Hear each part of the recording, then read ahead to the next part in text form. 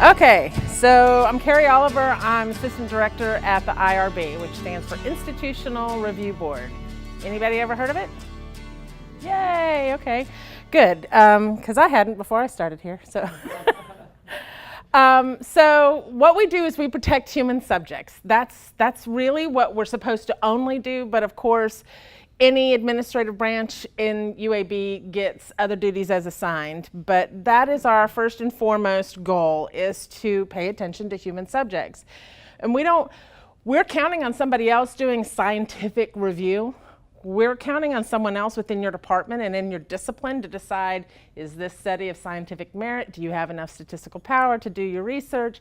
So we try to stay out of that unless it bleeds into a human subjects area.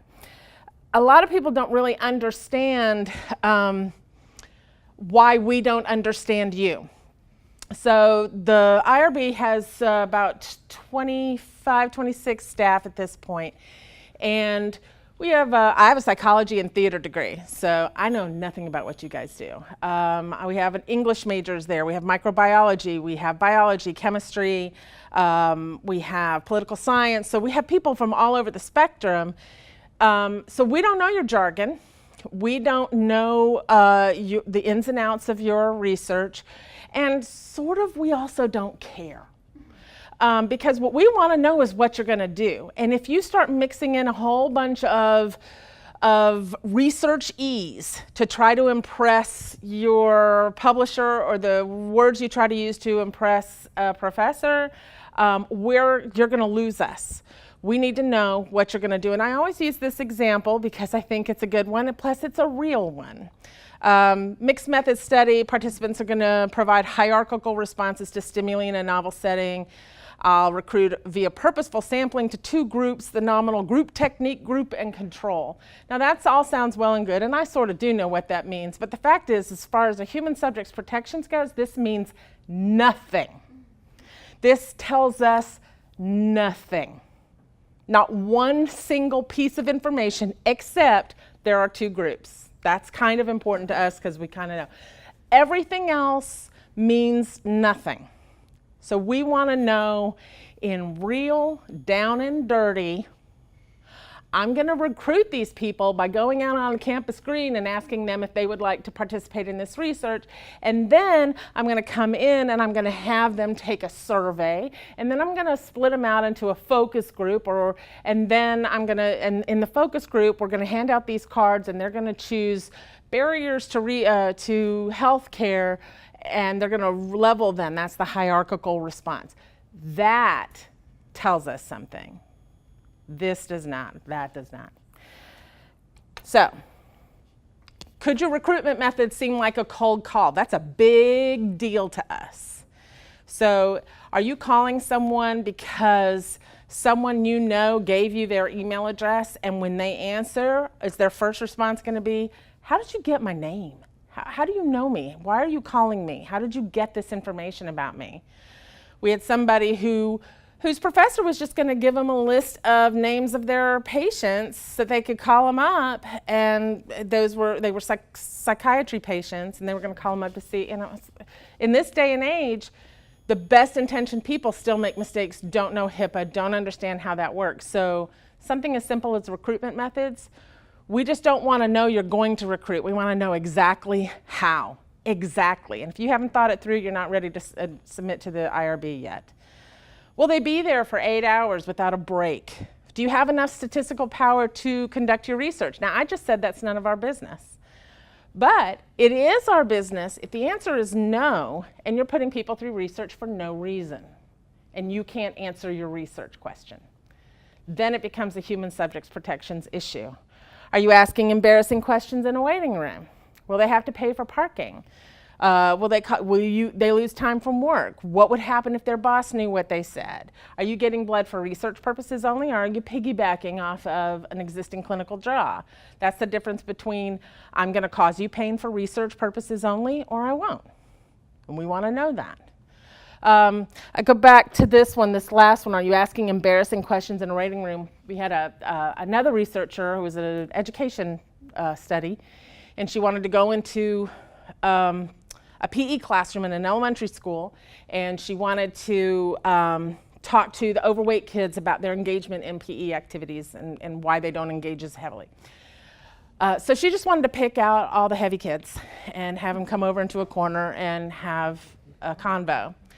And she didn't really understand that these fifth graders would probably figure out the common denominator over there in the corner. And so we had to make her, I said, no, you got to interview every single kid. You can throw away the results of the kids that don't meet your BMI or whatever, but you've got to interview every kid, because I'm not going to have, fat camp over in the corner while the other kids are running along. And so and it took her forever to understand. So these are the types of things that we're looking for. And they may not always look apparent. We have some really strong regulations that go along with what we do. This isn't just us saying, well, I wouldn't want to do that. There are real regulatory issues behind each of our questions. And some of them may not look as readily apparent. I encourage you to find out why, if you disagree with why we're asking a question, ask. All right, so everybody loves alliteration. So the 3: planning, preparation, and patience, the 3 P's of IRB. So planning, if you're going to be involved in an IRB protocol, you have to take training. And it can take a while if you haven't already taken it. It can take about 4 hours of your day. And it's not scintillating stuff. So it could take you longer if you want to clean your house and do a module and watch TV and do a module. It can take a long time, but it will also block you from research. So if you don't have it, you can't do it.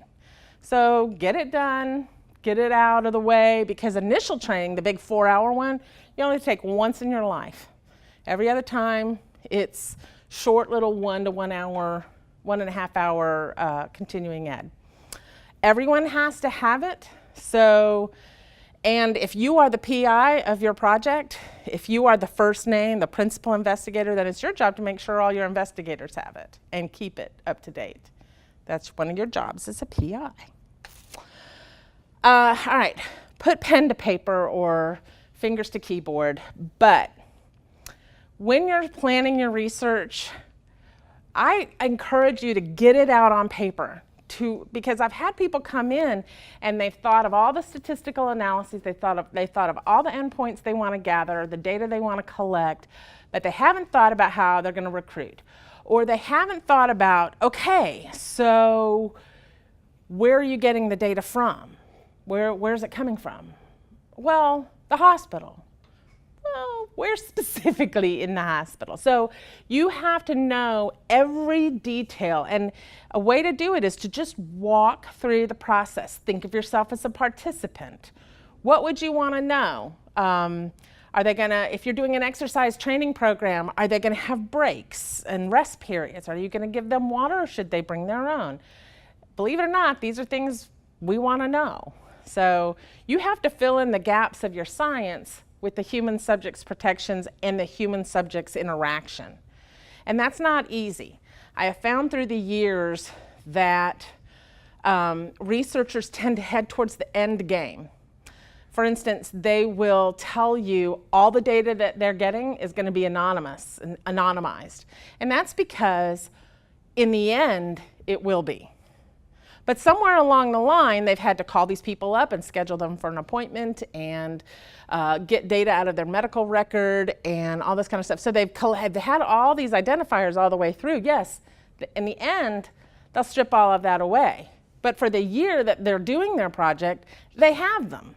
And they can't acknowledge, they can't figure that out. So they tend towards analysis onward. They work backwards. This is the answer I want to get. Here are the data that I need to answer that question. And then by the time they get to the beginning parts, how am I going to get people to give me that data? They're tired, I don't know, but they forget about some of those things.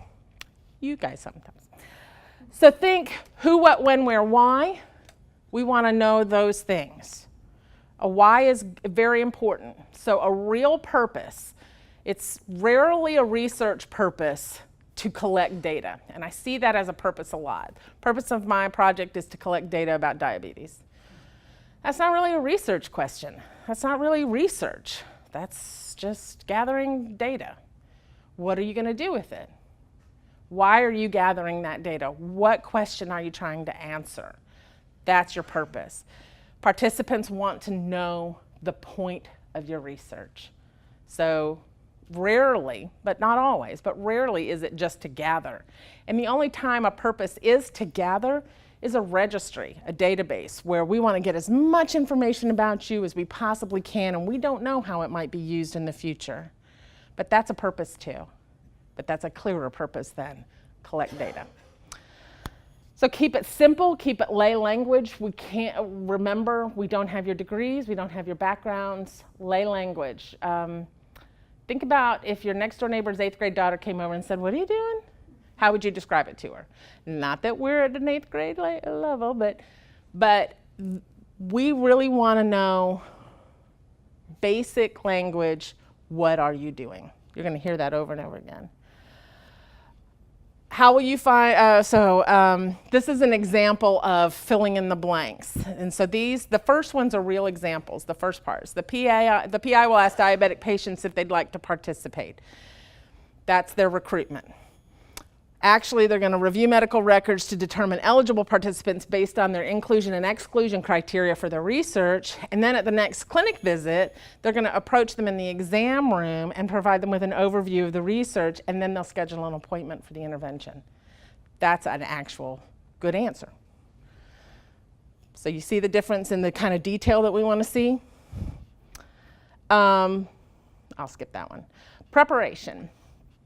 So the biggest question people ask when they're ready to sit down and do research fill out the IRB is, what forms do I fill out? And we have a lot of forms.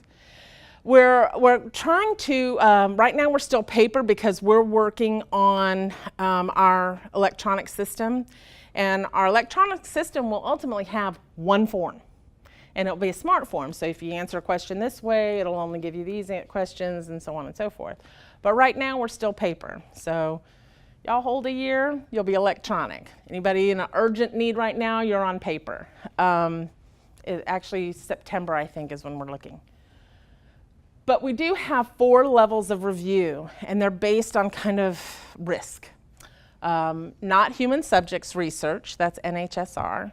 Exempt, expedited, and full. And I could go an hour and a half on the difference between those 4. But I'll give you the Reader's Digest version. So not human subjects research is research on people who are not living. So decedent data, cadaveric data, or cadaveric materials. You know, if you're doing research on a whole brain, we're assuming that that person's dead. If you're doing research on publicly available data set. Now, publicly available means publicly. Pretty much anybody can get it. This is typically completely stripped of all identifiers. It wouldn't hurt for you to brush up, at least know that there is a list of 18 HIPAA identifiers. And when we say something's de-identified, we mean none of the 18 identifiers. So a zip code, if the only thing you have is a zip code, it's still not de-identified. If the only thing you have is date of discharge from the hospital, it's still not de-identified. So it's any date related to that individual, not just date of birth, not just date of date or date of marriage, but date of discharge, date of surgery, date of accident, date of intervention, date of collection. Those are individual dates related to an individual. So if those are on there, they typically don't qualify for not human subjects. But there's massive amounts of data out there that have been truly stripped. And tons of it.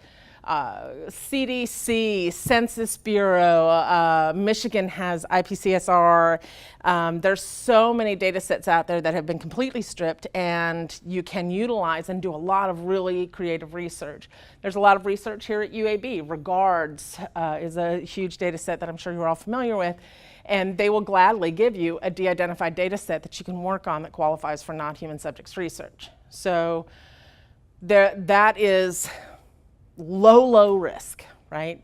Now, we all, I'm hoping you all know that there's probably these days nothing is truly de-identified or anonymous, because I think the Genome Project, they went out and they found, just through newspaper articles, were able to identify like 30% of their data set. So nothing's really de-identified. And as technology goes on and digital footprints become greater and greater, really nothing will be de-identified. But that's what we're talking about. Exempt doesn't mean you're exempt from IRB. It means exempt from certain regulations, and there's about 6 categories, but there's also a data component in there, education component, survey component. Expedited is a little higher up. Now, the first 2 applications are nice and small. The next 2 applications are nice and big right now. And then there's full convene. That's the only one that goes to the full board, and you have to, the panel is there and they review your research. Everything else is done a little more administratively. These are, so studies involving an intervention. I'm gonna poke you, I'm gonna take blood from you, I'm gonna make you do something in a randomized controlled fashion. Typically involve an expedited protocol, not always, but typically do. So that's kind of a friendly litmus test, but you can give us a call and we'll let you know. Every protocol has to have a protocol oversight review form. That is your scientific review. That's documentation of your scientific review. So now I'm speaking to faculty in the room. We want you to really do that, because there are so many departments in this at UAB where the PORF is, here, sign that. And they haven't looked it over. And then we get it, and it's missing so many pieces, and it's so poorly written, and it doesn't make any sense, and you would have probably caught that. And then we're spending time that we could be devoting to research that was ready to go and can get out the door and get started, but we've got to spend 4 hours trying to tell, start over, and you need to do this and that and the other. And so we really want that scientific review to be done, if at all possible. So for you guys, the patience is also important, and it ties in with planning and organization, because so many components of getting your research off the ground depends on someone else's time.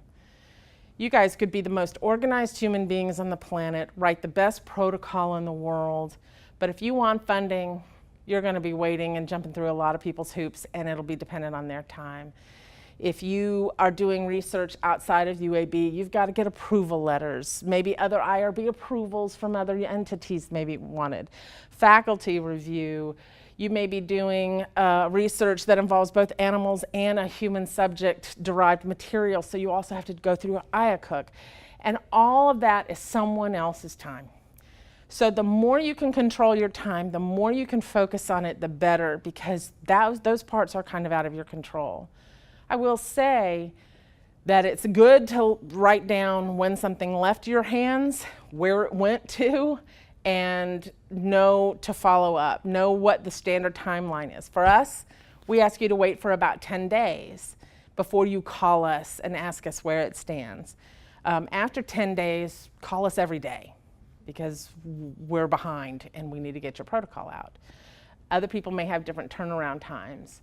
So just know where it's going, whose court is in, establish beforehand, do I need to do anything more before I get it back? When should I get it back? How should I get it back? Well, some departments, I think nursing, they have a lot of distance students. So the students send their application in, and then the faculty sends the application to the IRB. Well, the students don't know when the faculty's done that, and they call us and say, I sent it 4 weeks ago. And I was like, we don't have it, and it's still sitting on the faculty's desk. So you've got to know the process. Like I said, 10 working days from initial response. You're going to get an email from us with questions or clarifications that we want done. And then at the bottom of that is going to be a customized instructions for response, and I highly suggest you follow that. The people who don't follow it tend to find themselves at the last minute. those instructions tell us whether we want a PDF, whether we want a Word document, whether we want it via email, whether you have to turn it in manually, whether we want track changes on any documents that you submitted, which documents we want. So there's a real specific list at the bottom that should be dedicated to your protocol. And that's all I had. How fast did I go? Did I just zip through that? Good for y'all. First of all, I'll ask if there are any questions, and then I have a question for y'all. Because I don't know, I've not spoken to this group before, so I really don't know where you are readiness-wise. Are you guys all going to be doing research? Is that a component of your studies? And are you guys typically going to be doing more data type research or survey, interview, focus group, or are you going to be doing more bench work, blood work? I want to talk a little bit about surveys then, since I have a couple of minutes, don't I? Yes. So let me just see kind of a show of hands of people who might be thinking they want to do like that kind of intervention, that survey, data collection. Okay, so I'm not. So surveys, the things that you need to be thinking about when you do surveys are whether the information you're asking is sensitive or not, and whether it's identifiable or not. And those two questions are pretty much going to get us to whether it's not human subjects, exempt, or expedited or full. Well, it'll never be not human subjects, whether it's exempt, expedited, or full. So I want to talk a little bit about sensitivity. Sensitivity is, it's a subjective term. What's sensitive to some people is not to another. What's sensitive in one population is not in another. And I give an example of the 1917 clinic. So people who are part of the 1917 clinic and who do a lot of research over there, these patients and this clientele, they tend to be asked a lot of relatively personal questions. So they may not think it's sensitive. This is gonna be the worst recorded thing in the world because I keep hitting it. So they don't think they're sensitive because they're kind of numb to the concept. It's just something that we ask everybody what their sexual history is and all kinds of things, and drug use, and they're used to it, and everybody's used to it, but it's still sensitive. It's still not stuff you want to send to your grandma. So I always try to tell people to kind of think of it. This is a real basic way to look at it, but if I answered a survey and I gave it to you, and you were walking across the street and you dropped it, you dropped all the answers that I gave you on the ground, and they blew off into the wind, and then my mom came and picked some up, and my boss came and picked some up, and my priest came and picked some up. Would I be okay with what they read? And that really matters, because a lot of people don't think about bosses.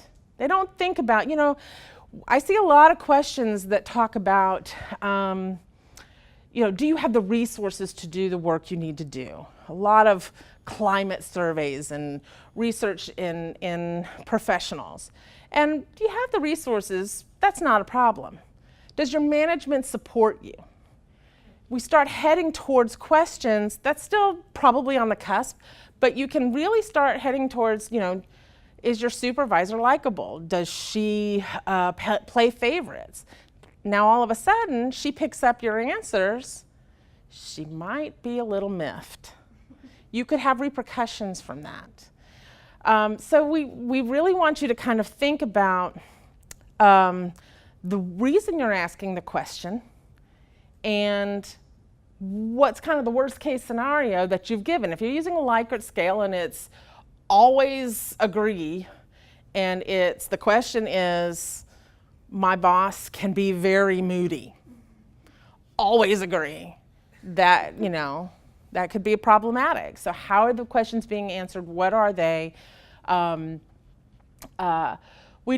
We have people who do research in truckers, and they want to know about whether or not they sleep very well. How do they sleep? How do they log it in? Well, it's illegal to falsify your log in the trucking world. So if they ask a question, do you always log it in? And the answer is no. They've just admitted to a crime. If you ask a teen, do you text and drive? And they say yes, they've just admitted to a crime. So you have to know a lot about kind of what you're doing to know whether something's sensitive or not, because the answers to your questions could be an admission of guilt, could put people at risk of imprisonment, loss of job, loss of insurance, loss of standing in the community. Think about your consent form, and we haven't talked a lot about that. But let's say the title of your protocol is Recidivism Rate of Child Molesters. And you go up and say, hey, can you sign this form? And then you leave it at the copier. And you've got Bob Smith, who's enrolled in the recidivism rate of child molesters. And he's just outed himself.